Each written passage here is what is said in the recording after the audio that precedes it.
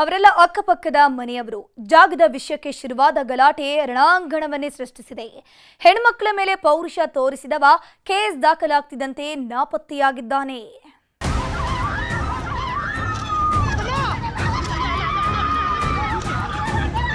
ಇವನೇನು ಮನುಷ್ಯನೋ ಇಲ್ಲ ರಾಕ್ಷಸನೋ ಒಂದು ಗೊತ್ತಾಗ್ತಿಲ್ಲ.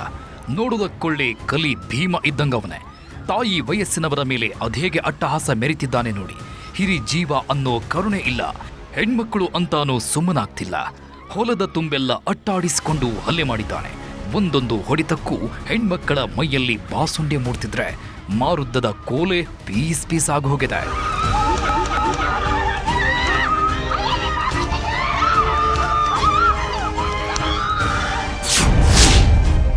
ಜಾಗದ ಜಗಳ, ಅಕ್ಕಪಕ್ಕದ ಮನೆಯವರ ಮಹಾಯುದ್ಧ.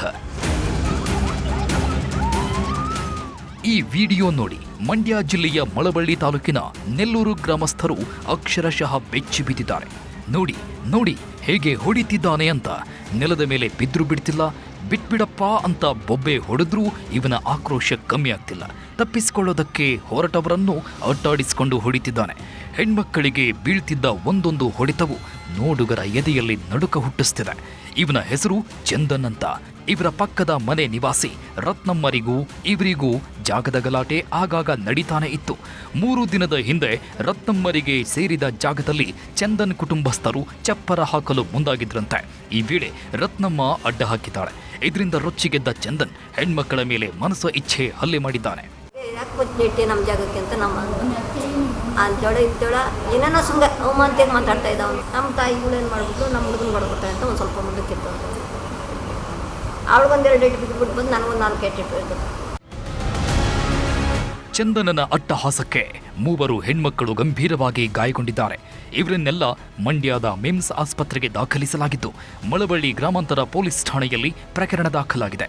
ಯಾವಾಗ ಕೇಸ್ ಬಿತ್ತೋ ಹೆಣ್ಮಕ್ಕಳ ಮೇಲೆ ಪೌರುಷ ತೋರಿಸಿದ ಚಂದನ್ ನಾಪತ್ತೆಯಾಗಿದ್ದಾನೆ. ಆಗ ಇನ್ನಿಬ್ಬರು ತೆಗೆದಿದ್ದು ಬಂದ್ರು. ಇನ್ನೊಬ್ರು ತೆಗೆದ್ರೆ ಯಾರು? ರತ್ನಮ್ಮ ಮತ್ತೆ ಸಾಕಮ್ಮ.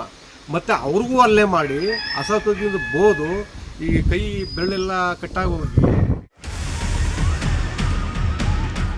ಒಟ್ನಲ್ಲಿ ಆಸ್ತಿ ವಿಷಯಕ್ಕೆ ಹೆಣ್ಮಕ್ಕಳ ಮೇಲೆ ಪುಂಡಾಟ ಮೆರೆದವನಿಗೆ ತಕ್ಕ ಶಿಕ್ಷೆ ಆಗಬೇಕಿದೆ. ತಾಯಿ ಸಮಾನರು ಅನ್ನೋದನ್ನು ನೋಡದೆ ಅಟ್ಟಾಡಿಸಿಕೊಂಡು ಹೊಡೆದವನಿಗೆ ಕಾನೂನಿನ ಪಾಠ ಮಾಡಬೇಕಿದೆ.